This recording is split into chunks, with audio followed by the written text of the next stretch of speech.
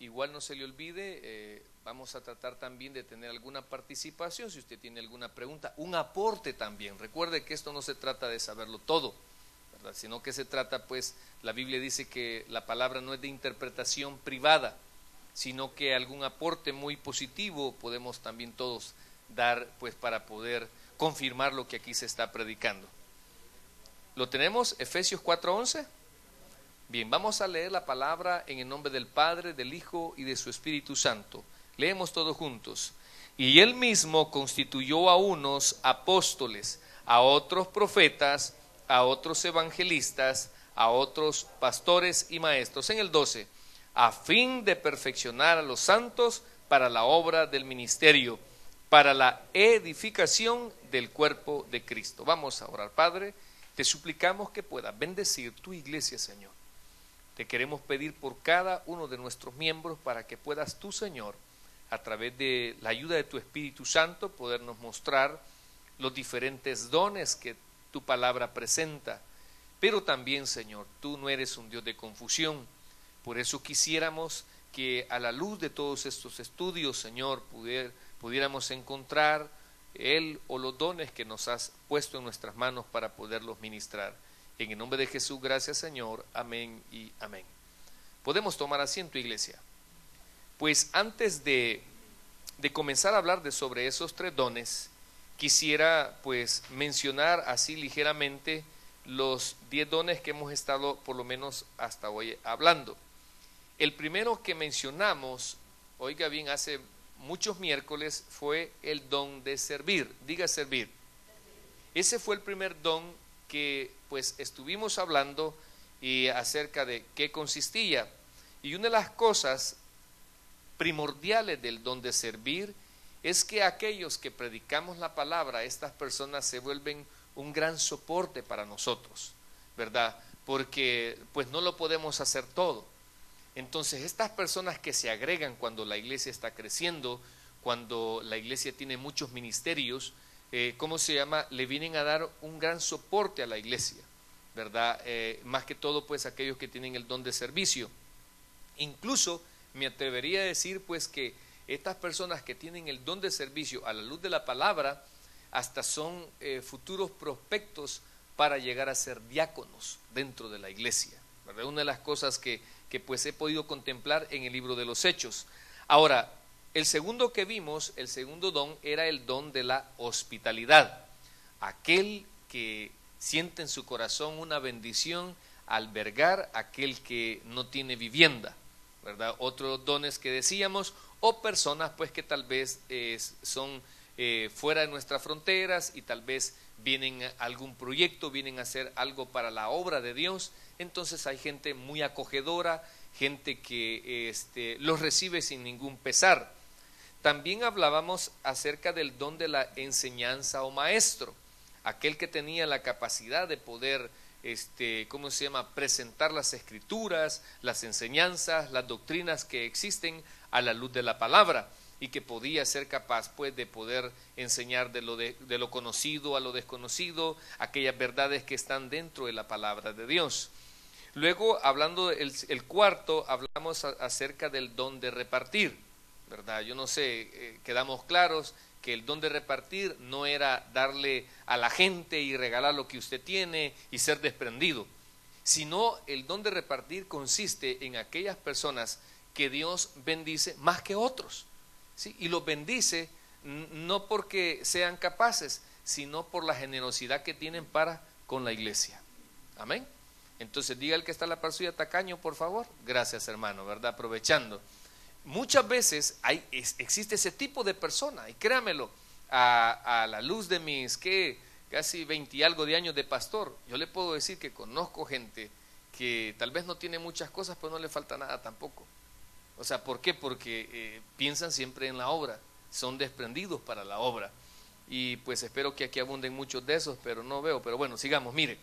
Luego el número 5 hablamos acerca del don de exhortación, ¿verdad? Y decíamos, no confundamos la exhortación solo como un regaño, ¿verdad? No solo como una amonestación, sino que hablábamos que el don de exhortación llevaba consuelo, llevaba implorar, rogar, aconsejar a una persona. Recuerde que la exhortación es persuadir a alguien que no cometa ese error, ¿verdad? Tratar de persuadirlo, aunque muchas veces le puedo decir que también muchos tal vez tenemos este don, pero la gente cuando ciegamente quiere hacer su voluntad, pues nosotros solo cumplimos la parte de decirle, de advertirle, aunque después, como decimos, se dan en los dientes. ¿Cuántos se han dado en los dientes más de alguna vez? ¿Solo yo? ¿Mm? Sí, pero no es cierto que Dios utilizó dentro del cuerpo de Cristo a alguien con el don de exhortación para poderle decir, para poderle mostrar, para poderlo persuadir. Quizás le dijeron esas palabras: no, hombre, no lo haga, mire, no se vaya, mire, no pierda el control, mire, cálmese, mire, no haga nada, mire, ore, pero no, ¿verdad? Pero Dios sí utilizó a alguien del cuerpo de Cristo con el don de exhortación. Luego hablábamos acerca del don de misericordia. Sí, mire, habla acerca de compadecerse o preocuparse y mostrar compasión por las personas, ¿verdad? Hablábamos que hay gente que, créamelo, es bien compasiva con los pobres, por ejemplo. No vaya a haber una imagen de un niño de África o algo que hasta está llorando la persona, hasta se pone a orar por ellos, ¿verdad? Yo conozco gente que voluntariamente, con un deseo, me dice: mire, pastor, fíjese que yo me doy una ayudita al hospital para los niños de cáncer o algo, ¿verdad? Y algunos ni siquiera lo sienten, ¿verdad? Pero la gente que tiene el don de misericordia se compadece de los pobres, de los enfermos, físicos, psíquicos, también se acuerda de los encarcelados, ¿verdad? La persona que tiene el don de misericordia también, y hablando de los encarcelados, hablando de las personas enfermas, el libro de Santiago, por ejemplo, habla y dice: y esta es la verdadera religión. Fíjese, ¿verdad? De aquellos que se acuerdan de los enfermos y de los encarcelados. Muy, muy bonitas palabras esas. Luego también hablamos el don de fe, ¿verdad? Ese es otro don que era el séptimo. Estábamos hablando, pues, son aquellos miembros que tienen la capacidad de discernir con precisión especial cuál es la voluntad de Dios frente a una necesidad o oportunidad. Hablábamos que la fe como don, ¿verdad? Hay otros tipos de fe, que era la fe para salvación, ¿verdad? Esa es una fe, la que usted necesita tener para salvarse. Hablamos acerca de la fe que se requiere para agradar al Señor también. Usted necesita, hay un versículo que dice en Hebreos 11:6, que sin fe es imposible agradar a Dios, ¿verdad? Así que estábamos hablando también de ese. Y está el otro, el don de fe. El don de fe es aquella persona que tiene una gran confianza en Dios. O sea, tiene una gran confianza en Dios. Una persona que, y créamelo, yo he conocido varios hermanos que sí tienen el don de fe, tienen la fe como don, no porque creen en el Señor para agradarlo, no porque son salvos, sino como un don especial. Son aquellos hermanos que tienen la virtud, la confianza, se les nota esa gran confianza que tienen en Dios, ¿verdad? Luego hablábamos el miércoles anterior acerca del don de evangelista, ¿verdad? Ese es otro don que estuvimos hablando cerca, lo retomamos el miércoles antepasado en la última parte, y el miércoles pasado lo tocamos también, el don de evangelista. Luego hablábamos acerca del don de presidir o administrar, donde prácticamente esos son aquellos hermanos que de alguna manera tienen una función de liderato dentro de la iglesia, ¿verdad? Que son capaces de tratar con la gente, tienen una gran habilidad de organizar, se interesan en todos los detalles de un proyecto, tienen capacidad de prever, también resuelven problemas. Hay veces todas esas virtudes tiene que tener un buen líder, porque recuerde que al final lo que queremos es resolver, no complicar las cosas. Amén. Es una de las cosas bien importantes. Me acuerdo yo, meses, no me acuerdo, habíamos puesto un ejemplo, por ejemplo, claro, que teníamos con llave allá cafetería, y todos se venían para acá, y algunos líderes estaban complicando. La gente tal vez quería ir al baño. No, ahorita es hora del culto y usted no puede entrar. Aguante si vaya otra vez al culto. Estaba complicando. Y tal vez la persona, ay hermano, déjeme entrar por favor. O sea, la idea, el que tiene la capacidad de administrar o presidir es un líder, ¿verdad? Es un líder dentro de la iglesia para poder resolver problemas. Eso es bien importante. Luego hablábamos acerca, el miércoles pasado también, acerca del don de la palabra de sabiduría. Y le decía yo, ¿verdad? Y eso es muy importante, nunca ponga en manos de cualquiera, ¿verdad? Y esto se lo vuelvo a repetir porque es bien importante. Nunca ponga en las manos de cualquiera. Número uno, su vida espiritual. Nunca, nunca, pero oiga bien, nunca tenga cuidado de poner en cualquiera su vida espiritual, ¿verdad? Número dos, su vida personal. Eso también tiene que tener mucho cuidado en poner su vida personal en cualquiera, y su vida familiar. Van a haber circunstancias en usted donde sé que todos más de alguna vez no vamos a hallar qué hacer. Pero si usted comete el error, diga error, de comentarle a medio mundo, ¿sabe cómo va a terminar usted? Más confundido de lo que está. Mire la cara que anda de confundido. Dígale confundido el que está a la par suya. Sí, muchas veces. ¿Y cuál es el error? Fíjese bien, no buscar la respuesta correcta en alguien con sabiduría. Número uno, van a haber momentos, supóngase que usted no haya que hacer. La primera actitud que debe hacer usted es pedir que Dios le hable a su vida a través de una predicación. Eso es lo primero. Luego marcar. Y si, fíjese que ya se me ha dado el caso a mí, que los hermanos tal vez me dicen, pastor, yo necesito una consejería. Y por lo general le digo, hermano, lo hablamos después del culto. Y cuando ya hablamos después del culto, yo no sé su problema, ya solo entra y me dice, mire pastor, solo vengo a confirmar, realmente ya sé lo que Dios quiere. ¿Sí? Y mire qué bonito de entrando en una cosa bien, ¿cómo se llama? Divina, pues, ¿me entiende? Porque esto dice la palabra que ella es viva, es eficaz, es más cortante que una espada de dos filos. ¿Sí? ¿Y útil para qué? Para enseñar, para redarguir, para exhortar. Bueno, y tanta utilidad que tiene la palabra, pero sí hay personas que tienen el don de sabiduría, ¿verdad? No lo vamos a negar. Entonces, y esas personas, ¿qué dice la Biblia? Por sus frutos los conoceréis. Hay gente que tiene su vida, perdóneme la palabra, más patas arriba y se la quiere picar de andar dando un montón de consejos. ¿Sí? Hay gente que quiere andar arreglando la vida de medio mundo, fijándose en los errores de medio mundo, pues no tiene la capacidad de verse él todo el montón de problemas que tiene.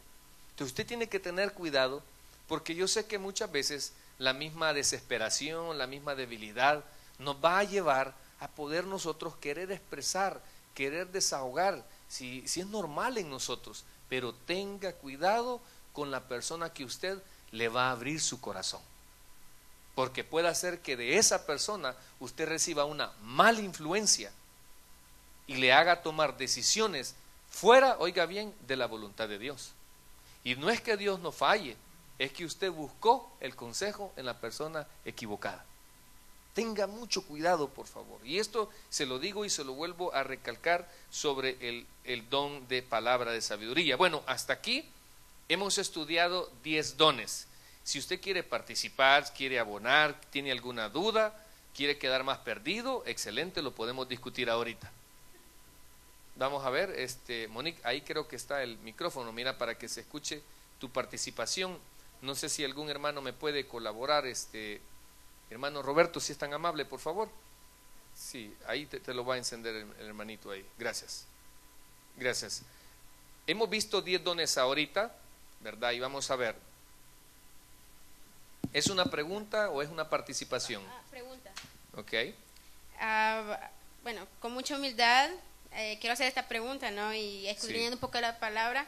Qué bueno. He escuchado últimamente a través de la Biblia con el predicador Bernard Magui, acerca de lo de los dones. Okay. Entonces, yo me quedé he formulado 3 preguntas que quiero que como pastor bautista me lo haga saber, ¿verdad? Dice que hay muchas iglesias bautistas, pero solo nosotros como congregación se nos ha enseñado e inculcado el que gana alma es sabio, como lo dice Proverbios 11:30. ¿Qué sucede con las iglesias que no lo hacen? ¿Deja de ser sabias o no tienen un crecimiento como congregación? Muy buena pregunta. Y la segunda es porque como iglesia tenemos la frase salvo, siempre salvo. Y he escuchado como 10 veces lo que él dice en Gálatas, Gálatas 5 del 1 al 4, dice que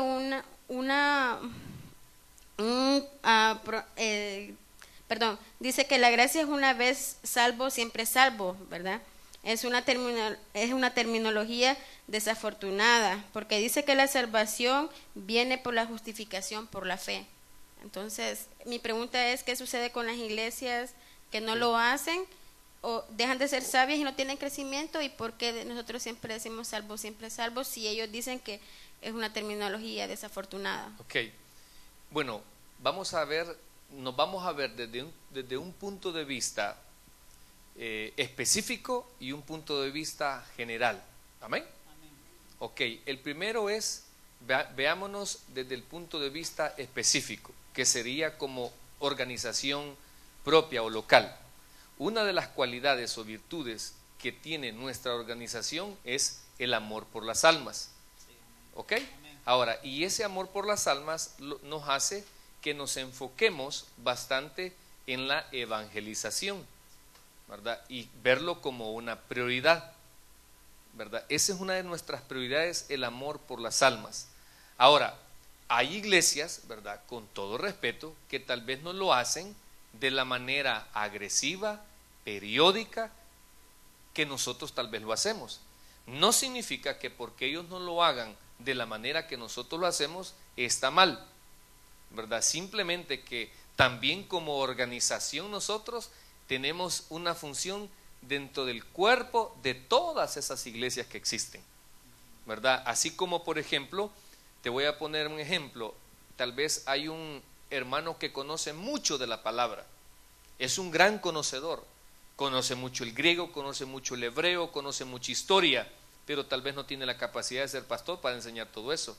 Entonces viene él y está colocado dentro de un colegio de teología, está colocado tal vez dentro de un escritorio creando ciertos libros teológicos. Entonces, y esa capacidad tal vez no lo da general, pero sí la da específica.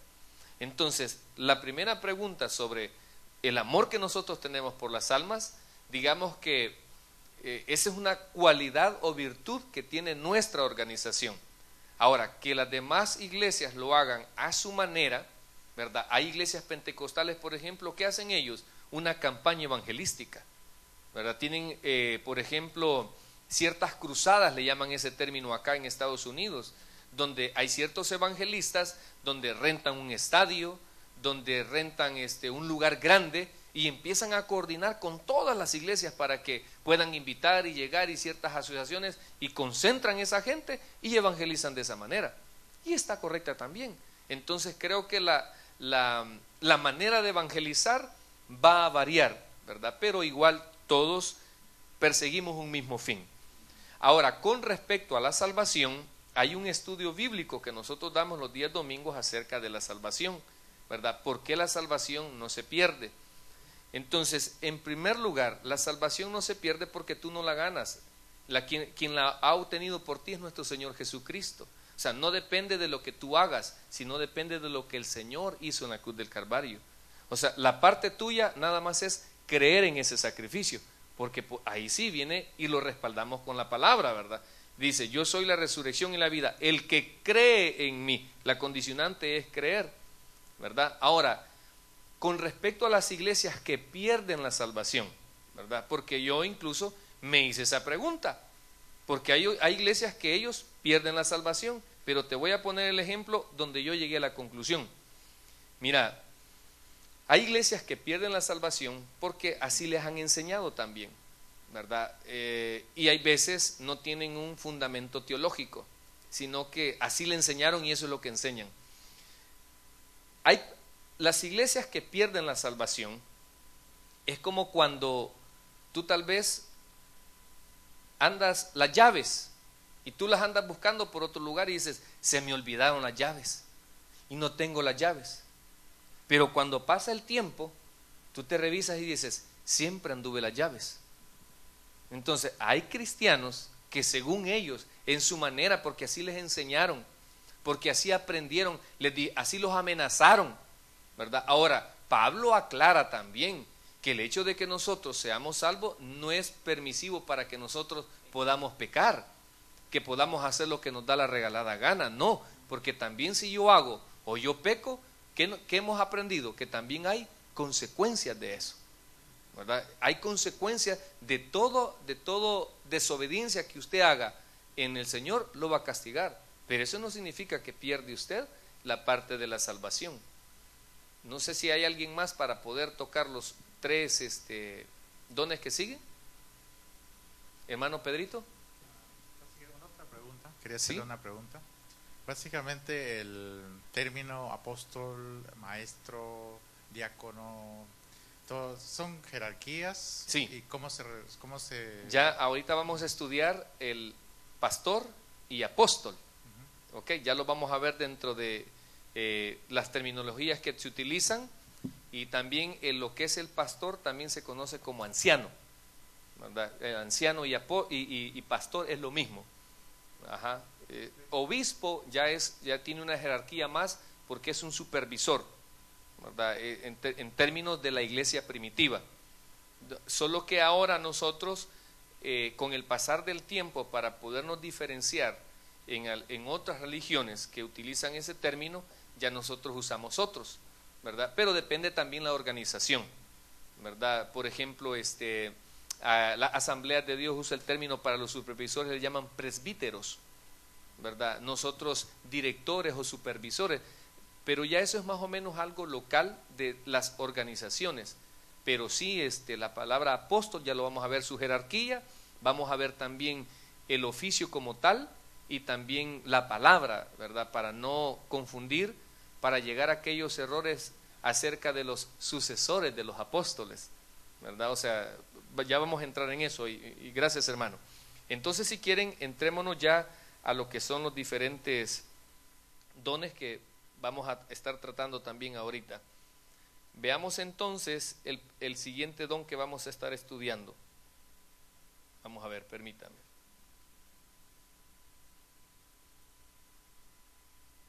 Ok, si me lo puede poner, hermano, o ya está ahí. Permítame, solo lo voy a poner yo aquí. Ok, habíamos visto el de palabra de sabiduría, amén.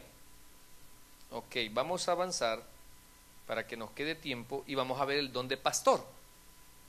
Hermano, gracias, el don de pastor. Fíjese que algo interesante que le va a servir mucho. En el libro de Efesios, ahí en 4:11, es la única palabra en el griego, diga griego por favor, donde se utiliza la palabra pastor. Ahí. En los otros términos que vamos a encontrar, es otro término griego que la Reina Valera pone pastor, pero solo que es otro término, ¿verdad? Ahí mismo dice pastor, y usted va a encontrar en español también pastor, pero en el griego significa otro término, ahí lo vamos a ir estudiando. Pero en el libro de Efesios, capítulo 4:11, es el único donde aparece en el griego la palabra apóstol. Y dice, pastor, dice, definición, es la responsabilidad especial que el Espíritu Santo asigna a ciertos miembros del cuerpo de Cristo para, no pierda de vista que ese es un término, ¿sí? Es una figura, diga figura por favor, que se ha utilizado de lo que es la práctica que tienen los judíos beduinos, ¿verdad? O cualquiera que se dedica al cuidado de animales, amén. En este caso, el pastor de ovejas. Entonces de ahí se pone este don y oficio, ¿verdad?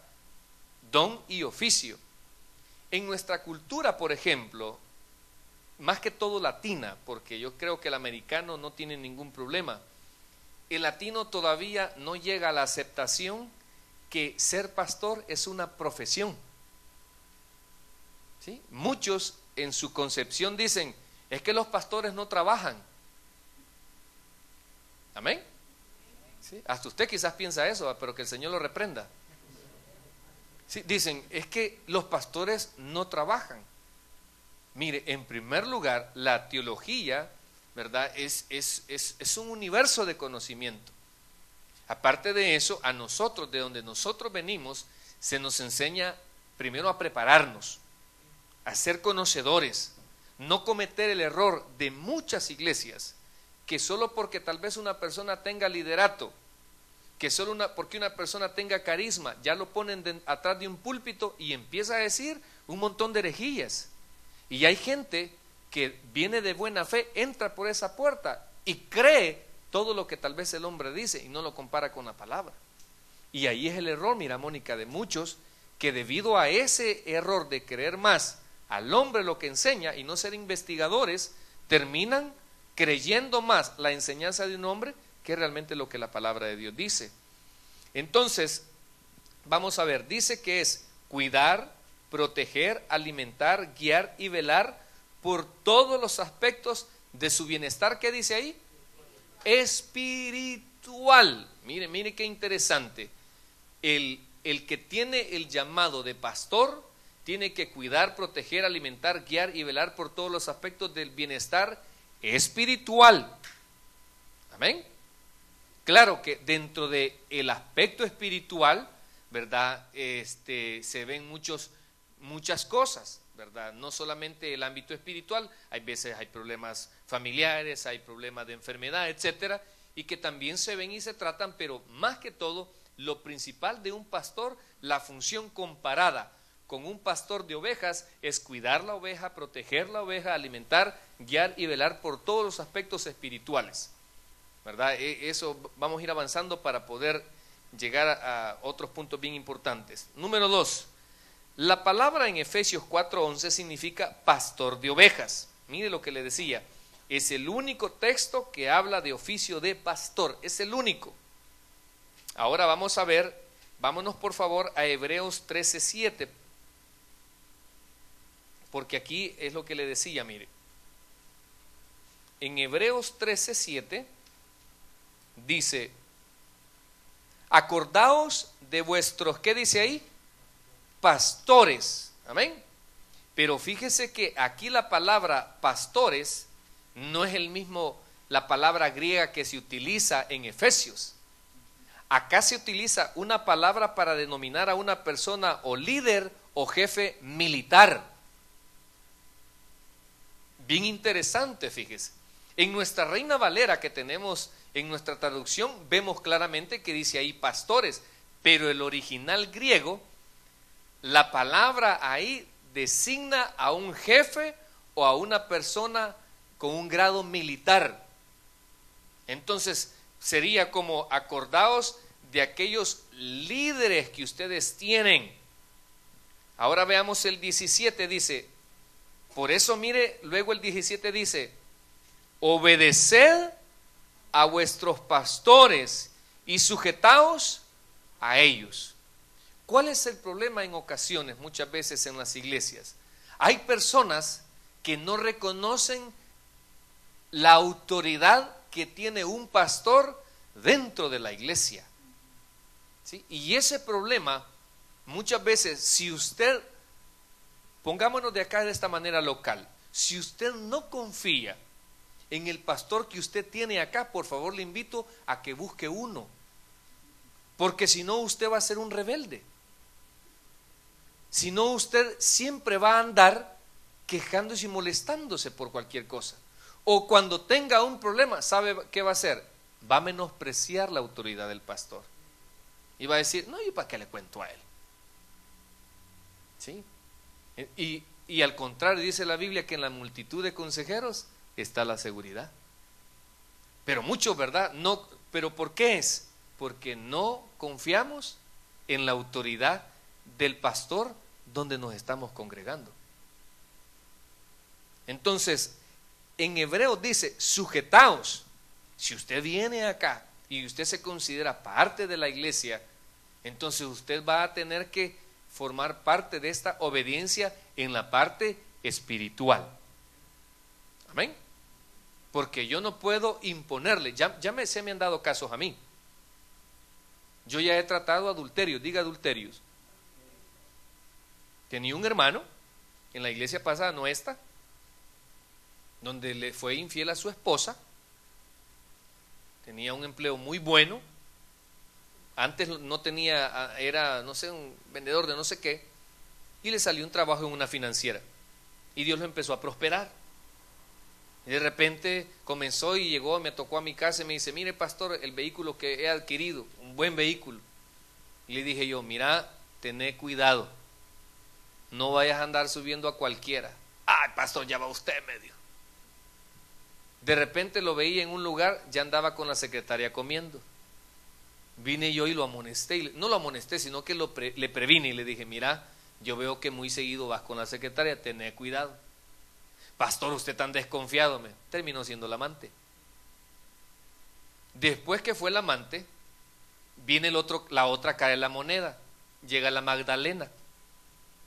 Ay, llore, que llore, que llore, que mire, pastor, ¿cómo es posible? Que no sé qué, que no sé cuándo.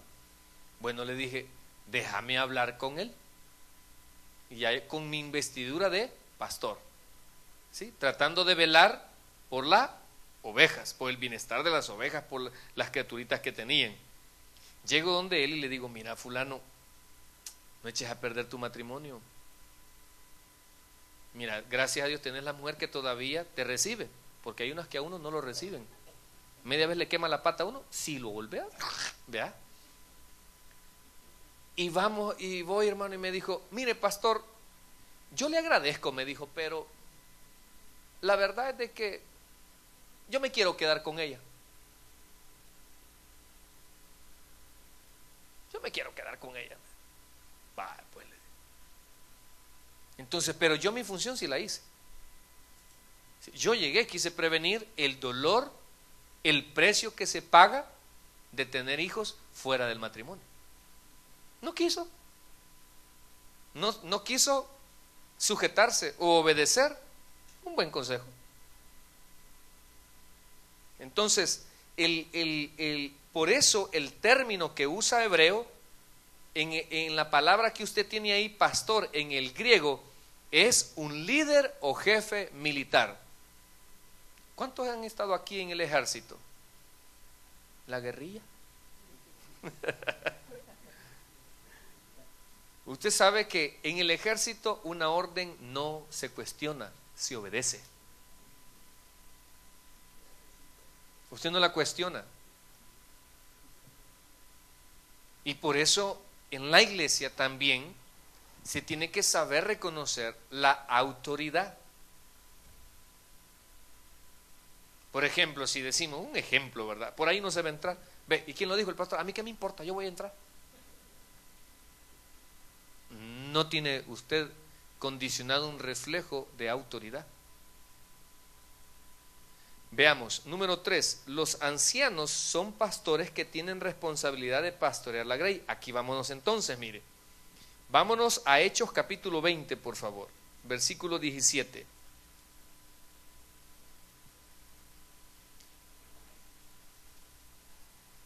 ¿Sabe que para ser pastor hay que tener una gran paciencia con la gente?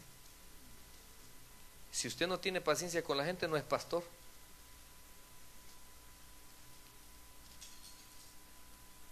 Hasta para eso tengo que tener paciencia. Vamos a ver.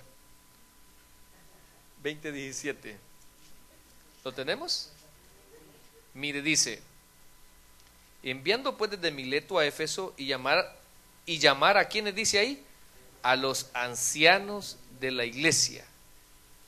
Esos ancianos eran los pastores de la iglesia. Ahora vámonos al versículo 28, por favor. Por tanto, mirad por vosotros y por todo el rebaño en que el Espíritu Santo os ha puesto por, aquí viene la otra palabra, mire, obispo. Y un obispo era un supervisor para apacentar la grey de la iglesia. Ahora vámonos a Primera de Pedro, por favor, capítulo 5.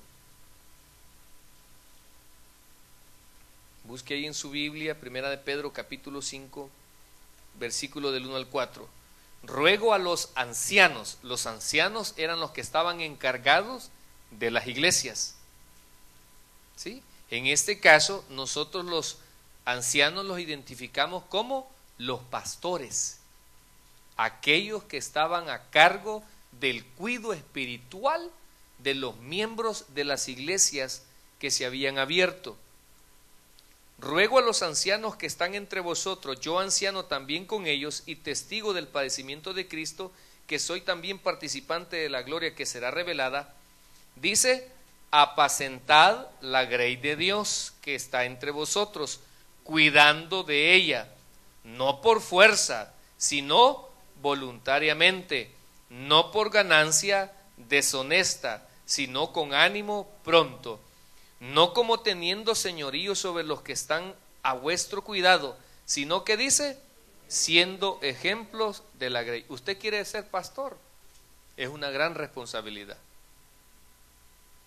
Usted dice: es que yo tengo un llamamiento de pastor. Usted tiene una gran responsabilidad, porque tiene que ser ejemplo de la grey. Y cuando aparezca el príncipe de los pastores, vosotros recibiréis, mire, pero eso sí, mire, hay una corona para los pastores. Igualmente, jóvenes, están sujetos a los ancianos, y todos sumisos unos a otros, revestidos de humildad. Dice, mire, lo que a usted le hace falta. Sigamos mejor. Amén. Vamos a ver otras responsabilidades. Esto me llamó mucho la atención. Primera de Timoteo 5:17, por favor. Atrás, por favor. Primera de Timoteo 5:17. Dice, mire, los ancianos que gobiernan bien sean tenidos por dignos de ¿cuánto dice? De doble honor. Mayormente los que trabajan en ¿qué dice? En predicar y enseñar. Fíjese cómo la Biblia manda a que nosotros, a los pastores, debemos de respetarlos, de guardarles un cierto respeto. Dice, pues la Escritura dice, bueno, hablando de esto, fíjese, veamos un ejemplo de los hermanos católicos. Cuando ven al Papa, ¿qué le hacen, hermano? Le besan la mano, fíjese. Y usted no lo puede ver directamente, ¿sabía? Dentro del protocolo, usted tiene que verlo así. No estamos hablando así también aquí nosotros, vea. Estamos hablando de la reverencia. Y a mí me encanta cuando los padres siempre le dicen al niño, ya saludaste al pastor. ¿Sí? O sea, ¿por qué? Porque le está creando una cultura, una enseñanza bíblica. ¿Sí? Una enseñanza bíblica. Dice, pues la Escritura dice, fíjese, no pondrá bozal al buey que trilla, y digno es el obrero de su salario. Contra un anciano no admitas acusación, mire, y esto le vamos a sacar provecho, sino con 2 o 3 testigos. Hablemos entonces de los pastores. ¿Por qué cree, hermano Edgardo, por ejemplo, que no hay que admitir una acusación sin un testigo?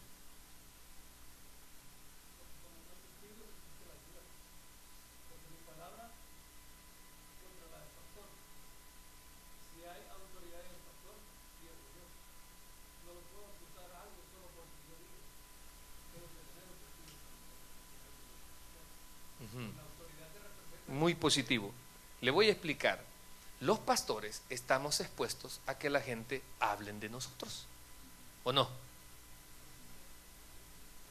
¿Sí o no, hermanos?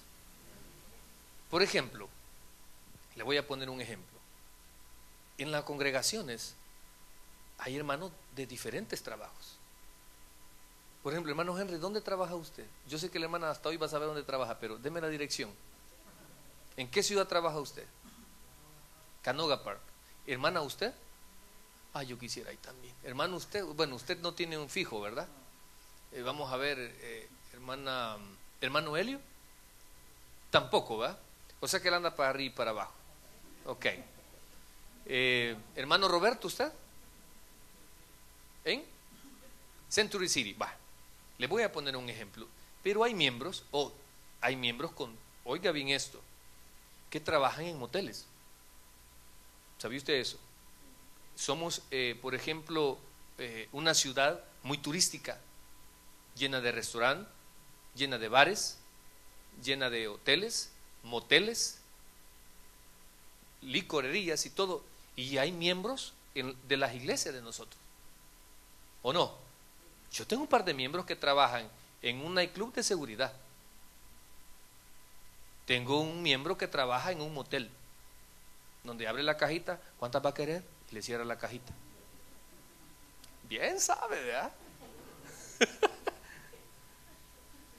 ¿Sí? Bueno, sigamos, pues mire, entonces, vamos a suponer, diga suponer, que el hermanito trabaja 15 días ahí y no puede congregarse. Y le hablan al pastor. Hay hermanos que trabajan, tengo una hermanita que se ha ausentado por la iglesia por 3 meses. Y cada 4 domingos tengo que ir a traer donde ella trabaja los diezmos y ofrendas. Y voy yo porque, no es que desconfíe de los hermanos, pero usted sabe que caras vemos, corazones no sabemos. Vamos a suponer que de repente me habla la hermanita y voy yo. Y mi esposa pues tiene sus ocupaciones y me toca ir a mí solo. Y va entrando el hermano Edgardo y me ve que yo voy entrando a un motel. Amén. Y él no me dice a mí, sino que le comenta al hermano Miguel: te tengo una, papá. Te tengo una. Mira, le digo esto porque los pastores estamos expuestos a que la gente hable o tenga una apreciación. La pregunta es, ¿cuánto va a creer usted?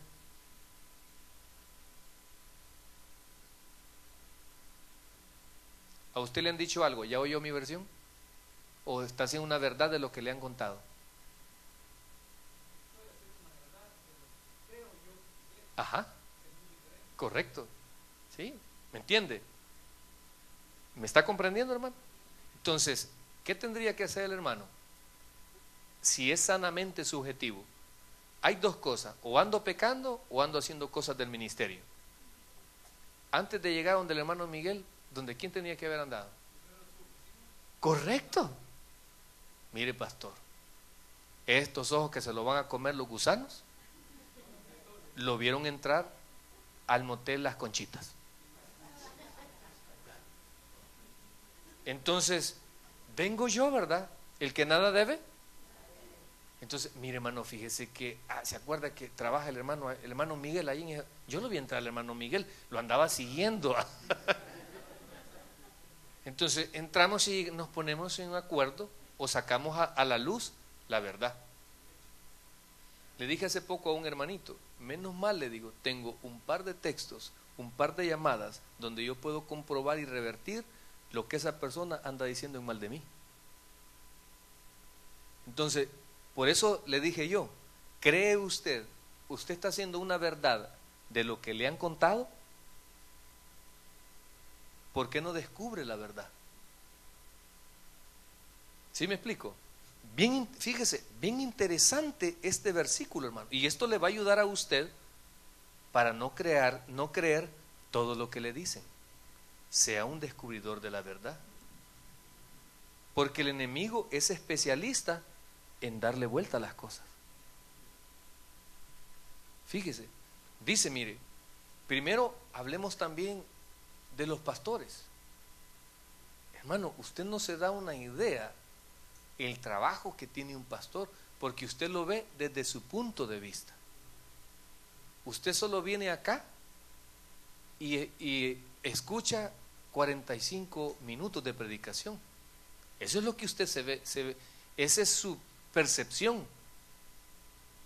Pero me gustaría que usted quizás a la persona que más cerca está conmigo es mi esposa. Pregúntele las horas en la noche que yo duermo. Pregúntele a los hermanos que tal vez entre semana hemos tenido que hacer unas diligencias. O sea, si usted viene a un trayecto y ve los pastores, eso sí, los pastores que trabajan, porque hay haraganes, no vamos a decir que no. Amén. Yo no soy de esos. Pero hay unos que sí, la verdad es de que hay que exhortarlos, ¿verdad? Pero mire, dice, no ponga bozal al buey que trilla. Y algunos dicen, no hombre, el pastor que trabaje también, hombre. Y pero ¿por qué es? ¿Sabe por qué es? Por la cultura. Hay veces los tipos de educación, hay veces de qué iglesia vienen, pero por ejemplo usted hable con un americano, hable con un judío. ¿Sabe que en las sinagogas no permiten recoger diezmos? Usted lo tiene que mandar por correo a la iglesia. Y cuando no lo ha mandado, le habla el rabino. Joel, ¿te has atrasado? ¿De veras? Sí. ¿Y sabe que el rabino tiene que estar igual o mejor que los miembros? Aquí es al revés. Hermano, usted iba a hacer un aporte.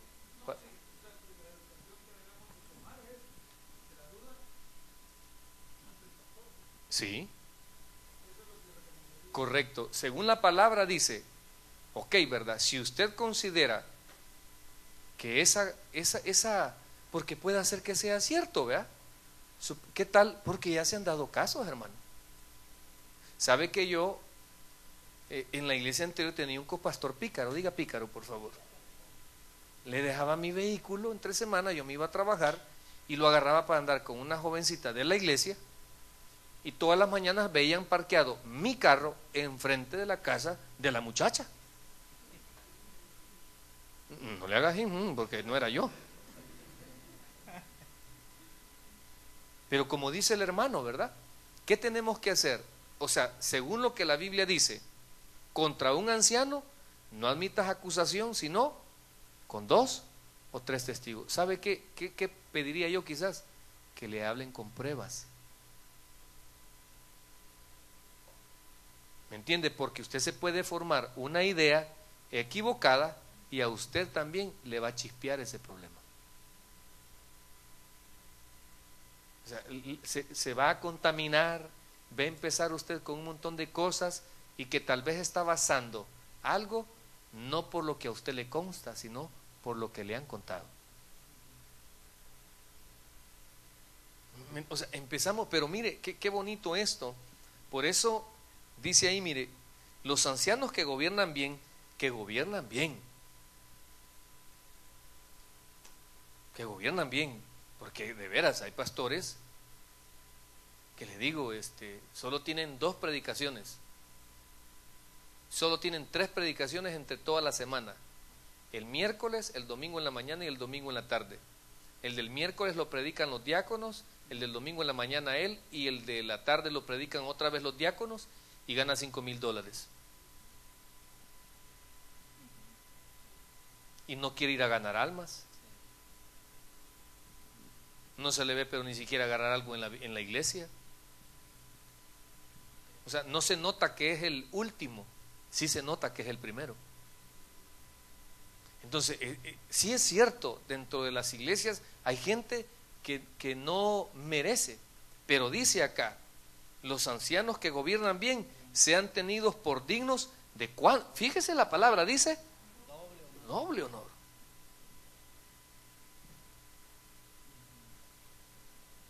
Hablemos un poco acerca de, bueno, un tema que se habla mucho es los vehículos de los pastores. ¿Amén o no amén? Mira, vos, le dice, estás dando para que el pastor se cambie de saco todos los domingos. Vos le estás dando para que el pastor ande ese carro del año. ¿Qué opina usted, hermano Pedrito?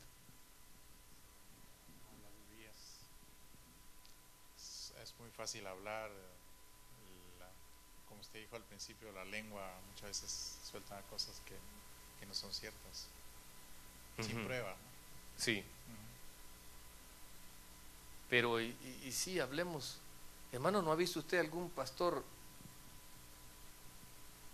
que ya cabala los 6 meses, ya anda carro del año, ya todo, y la iglesia se lo paga? ¿Estará correcto eso? ¿Por qué no, Damaris? Permítame, vamos aquí primero a Damaris y después ahí. ¿Qué hacer? Damaris, la muchacha, no sé cómo manejarlo aquí ahorita el término, pero bueno. Veamos. Yo creo que no, porque no está haciendo su trabajo como pastor en la iglesia. Porque para que él se merezca eso, él tiene que primero dar tenemos que ver sus esfuerzos. Sí, me parece. ¿Quién más dijo no? Oh, ¿usted quiere opinar, hermano? Veamos. Bueno, yo pienso de que... Ay, espere, no hable tan fuerte, hermano. Cálmese. De que en cierto punto sí merece estar bien un pastor, pero también dependiendo cómo está la iglesia. Porque también muchas veces la iglesia no tiene la capacidad. Porque por lo menos yo estuve en una iglesia donde el pastor andaba un BMW, pero las sillas de la iglesia... Tremendo, ¿me entiendes? Sí, o sea que se veía, él estaba bien, pero la iglesia exacto, estaba mal. Exacto, para mí si la iglesia está bien, el pastor tiene que estar bien. Oh, mire, muy positivo el aporte del hermano. Hermana Mónica, ¿usted iba a opinar también? Sí, no, yo pienso que si un pastor está siendo fructífero en una congregación, la congregación va a ser fructífera también, pero si la congregación no está siendo fructífera, el pastor entonces está mal. Pero del punto de vista, yo lo miro diferente, ¿no? De que el pastor está y es digno de su salario, porque como dice el hermano, yo tengo un tío que es pastor, la congregación le ha puesto la casa allá por Venice Beach, tiene carro del año y todo, y la iglesia no es tan grande como la nuestra. Como la nuestra, exacto. ¡Qué barbaridad! Entonces, hermanos! Y yo digo, claro que como usted dijo, sí, y tocó los puntos, si en otras congregaciones lo hacen, o en esta sociedad lo hacen más que todo, porque nosotros tampoco no lo podemos hacer si el pastor se está viendo que está dando frutos y lo dice en el templo, en mi forma de pensar. Sí. ¿Alguien más quiere aportar sobre los pastores, hermano? Ay, llévele el micrófono. No, pero es por los hermanos de internet, porque no escuchan la participación. Ya sé que tiene un gran vozarrón. Yo he visto 2 experiencias. Veamos. Una donde yo trabajaba en la iglesia, ¿se recuerda? Que yo le dije que trabajaba en una iglesia, sí, aquí, no digamos el nombre. Sí. ¿Verdad? Y otra donde yo, la iglesia donde asistía antes de que abriéramos esta iglesia. ¿Cómo ¿verdad? no? Y hay 2 ejemplos. Aquella era americana. El pastor recibía su salario, muy buen salario. Nada más que ahí, por ser americana, pues la administración era de los diáconos, sí, escogidos por la iglesia y por el pastor, por supuesto, ¿verdad? Y la iglesia prosperaba y el pastor también prosperaba. Pues hubo un tiempo hasta que alguien lo amenazó y le pusieron seguridad y todo personal. Wow. Pero es un ejemplo de cómo todos colaboran ahí en la iglesia, pues, ¿verdad? Y el otro es un poco lo contrario. Era una iglesia donde se reunía dinero y todo, sí, pero el pastor no quería hacer la iglesia. Y yo le reclamaba a mi esposa $300,000 y no hace la iglesia, sigue rentando una iglesia por $1,500 al mes, se va un mes de vacaciones al Caribe, se bajó del avión una vez porque se le había muerto un familiar, se bajó del barco y agarró avión para El Salvador.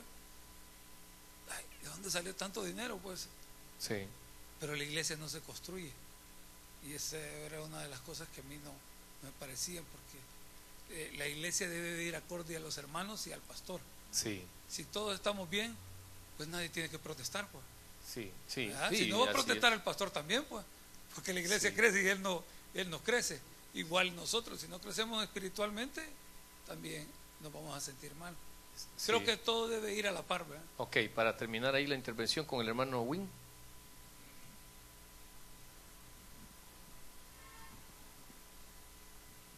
Amén.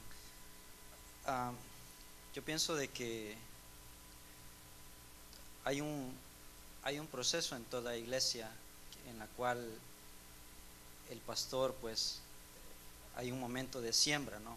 Por decirlo así, en su congregación, en el cual va a haber un momento en que va a dar fruto esa siembra que el pastor está haciendo.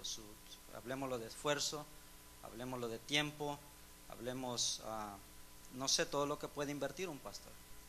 Lastimosamente hay unos que no trabajan para la iglesia, trabajan para sí mismos, y es por eso que muchos de nosotros tenemos un mal concepto de un pastor.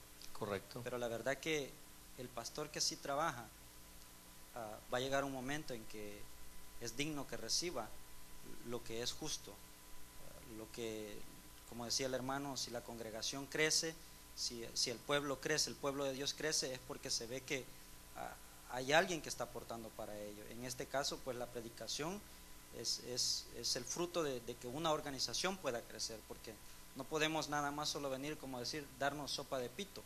No, si usted crece como cristiano, si usted crece como oveja, por ley la iglesia va a crecer, y también el pastor tiene que estar en una buena posición, la verdad. O sea, eso es lo que él ha sembrado, eso es lo que él se ha ganado. Esa es mi humilde opinión. Bueno, gracias por las participaciones, hermanos. Yo creo que nos vamos a quedar luego con el del apóstol para el próximo miércoles. Está muy interesante. Gracias por sus participaciones. Yo quizás le puedo decir varias cosas. Una, la Biblia dice que por su fruto los conoceréis, ¿verdad? Y hace un par de semanas escuchaba yo la predicación de nuestro pastor general hablando acerca de aquellos pastores que sí, hermanos, realmente, tal vez desde un punto de vista cronológico, hermano Edwin, no han comenzado una iglesia, sino que se han posicionado ya. Aquí hay iglesias que tienen hasta 35 años de historia, y llega uno nuevo y tienen hasta $400,000 en el banco, ¿sí? Pero igual entierran todo y no hacen nada para la iglesia, ¿verdad? Llegan a un conformismo, a una comodidad, y quizás, como dice el hermano, ¿verdad? O la hermana, o sea, empiezan a sacar eso y a malinvertir eso en viajes, en placeres, en cosas que puede hacer que se lo merezca, pero en su tiempo, no solo porque la iglesia ya está hecha, no solo porque la iglesia tiene esto, ya nos vamos a acomodar, ¿verdad? Sino que la clave, y esto quiero llegar, lo que el pastor decía, un verdadero pastor tiene que ganar almas. Un verdadero pastor tiene que salir a ganar almas. Y eso es lo que nosotros hacemos, o al menos de esa línea venimos. No solo venir con el saquito y acá predicar y vayan y hagan, no se trata de eso, ¿verdad? Nosotros démosle gracias a Dios de tener una organización que se nos ha enseñado a amar la obra, a no vivir del evangelio, sino vivir para el evangelio. Llevamos 2 años y medio o algo. Pregúnteme cuándo la iglesia me ha dado vacaciones. Pregúnteme cuándo yo lo he pedido. No, hermano.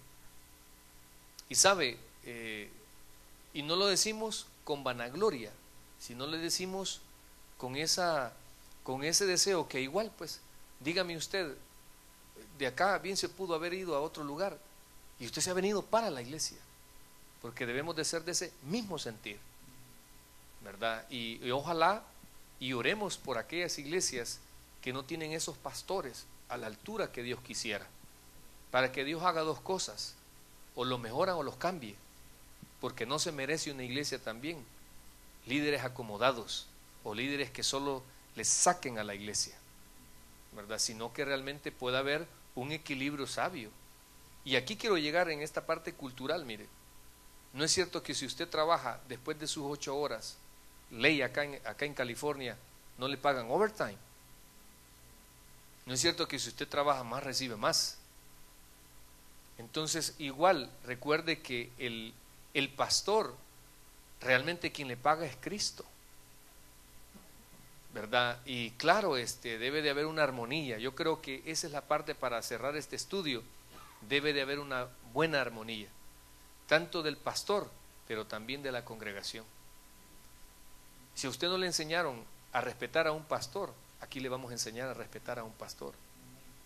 Si a usted no le enseñaron a invertir en la iglesia, a vivir para la iglesia, aquí le vamos a enseñar que Jesús dijo: el que quiera ser el primero, sea el último.